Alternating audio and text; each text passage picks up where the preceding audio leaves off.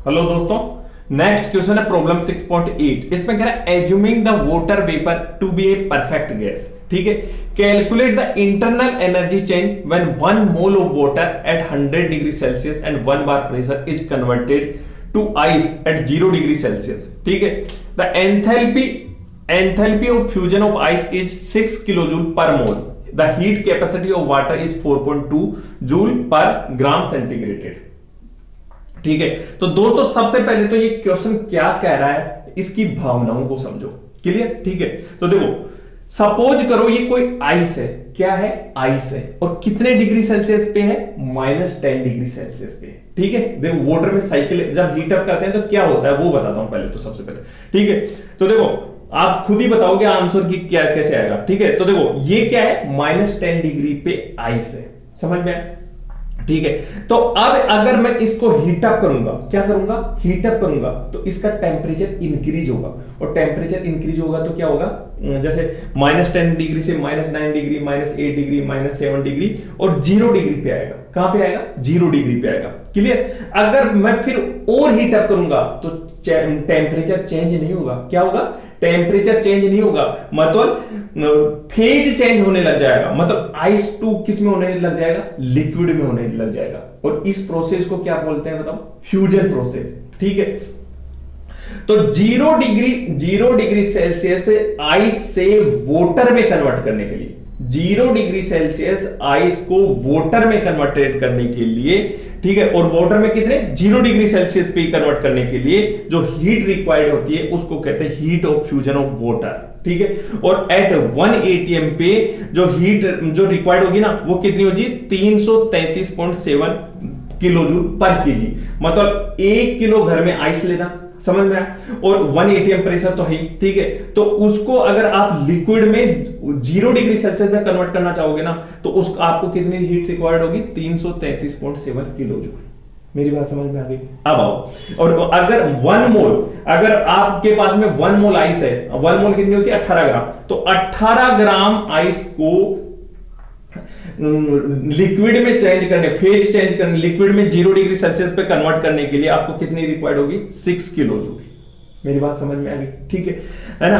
अब देखो अगर अब इसको और हीट, और इस जो हीट होती है ना उसको कहते हैं लेटेंट हीट। एक होती है सेंसिबल हीट और एक होती है लेटेंट हीट। सेंसिबल हीट होती है जिसमें टेम्परेचर चेंज होता है, और लेटेंट हीट होती है जिसमें फेज चेंज होता है, टेम्परेचर चेंज नहीं होता। क्लियर है ना? अब अपना क्या, ये किस में बन गया? पानी में बन गया। 0 डिग्री सेल्सियस यहां पे आ गए। ठीक है, अब अगर मैं इसको हीट अप करूंगा फिर टेम्परेचर इंक्रीज होने लग जाएगा। टेम्परेचर मतलब 10 डिग्री, 20 डिग्री, 50 डिग्री, 70, 80, 90 और 100 डिग्री पर लिक्विड बन गया।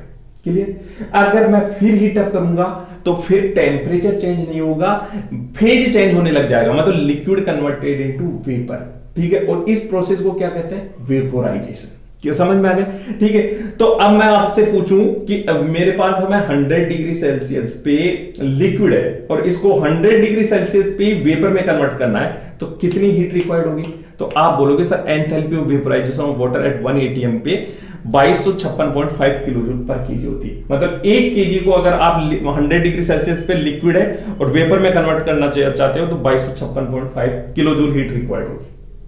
समझ में आ गया? मतलब वाटर के साइकिल समझ में आ गया आपको? क्लियर?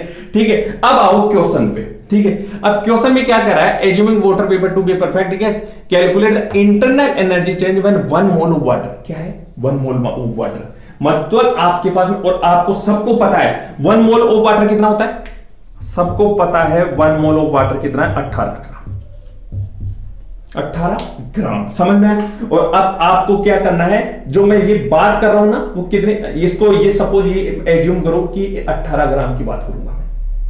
ये 18 ग्राम वाटर है, मैं 18 ग्राम की बात करूंगा। क्लियर? ठीक है, अब 1 mole of water at 100 degree Celsius, मतलब ये 18 ग्राम वाटर है सपोज करो, और कितने डिग्री पे? 100 डिग्री सेल्सियस और 1 बार प्रेशर पे कन्वर्टेड इनटू आइस। आइस में कन्वर्ट हो रहा है।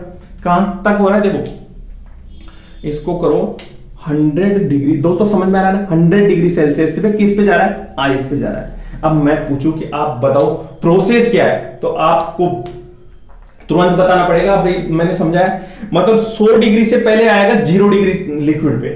ठीक है, मतलब पहले हम हीट अप करते तो टेम्परेचर इंक्रीज होता है, अब उसको कूलिंग करेंगे, तो कूलिंग करेंगे तो टेम्परेचर डिक्रीज होगा। क्लियर, तो टेम्परेचर डिक्रीज होते होते होते 0 डिग्री, और फिर और करेंगे तो फिर लिक्विड किस में कन्वर्ट होगा, आइस में होगा।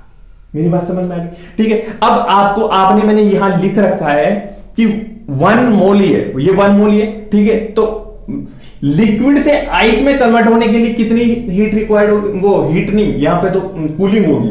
ठीक है, तो कूलिंग में क्या होता है, मतलब उसमें हीट अप देते हैं हीटिंग में तो, और इसमें कूलिंग में क्या डिक्रीज वो करेंगे, कूलिंग करेंगे, तो -6 किलो जूल।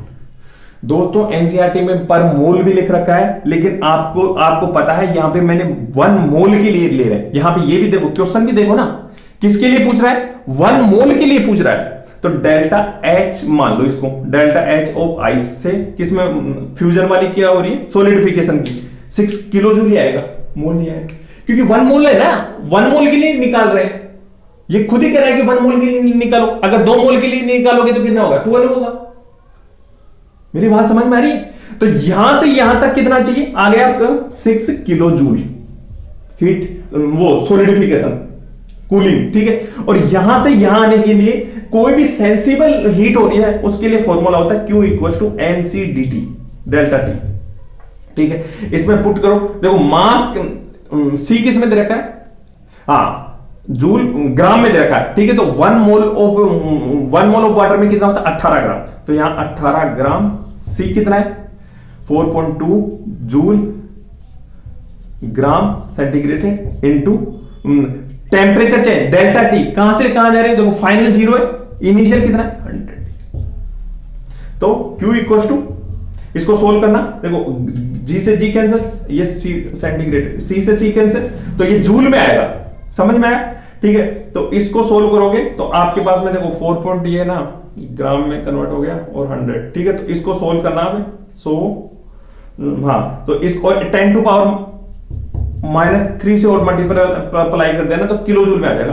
तो ये आपके पास में आएगा 7.56 किलो जूल पर मोल में नहीं आएगा, हम मोल 1 मोल के लिए निकाल रहे हैं ना, तो कितना आ गया ये, और ये भी डेल्टा H मान लो, मतलब यहां से यहां आने में कितना लगे आपको 7.56 किलो जूल। तो मैं आपसे पूछूं टोटल कितनी चाहिए कूलिंग के लिए, तो 7.556 है, 6 0 0 6 5 और 13.6 किलो जूल।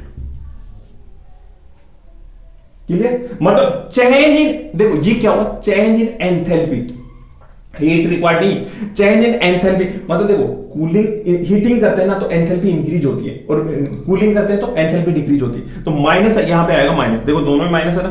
ठीक है, तो माइनस ये माइनस माइनस, तो माइनस मतलब हीटिंग की ना, तो डेल्टा H क्या है, डिक्रीज हुई, इतनी एंथैल्पी डिक्रीज हो गई, और यहां से यहां पे अगर जाते हैं तो एंथैल्पी इंक्रीज होती।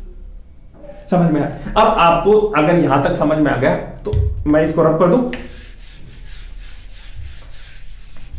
है ना दोस्तों, ये तो हुआ एंथैल्पी का चेंज। और अगर मैं आपको पूछूं कि इंटरनल एनर्जी का चेंज कितना हो, तो आप बोलोगे सर ये फॉर्मूला हमें पता है, delta H = delta U plus P delta V, या ऐसे भी लिख सकते हो delta H = delta U plus perfect case है ना, तो P = डेल्टा NGRT।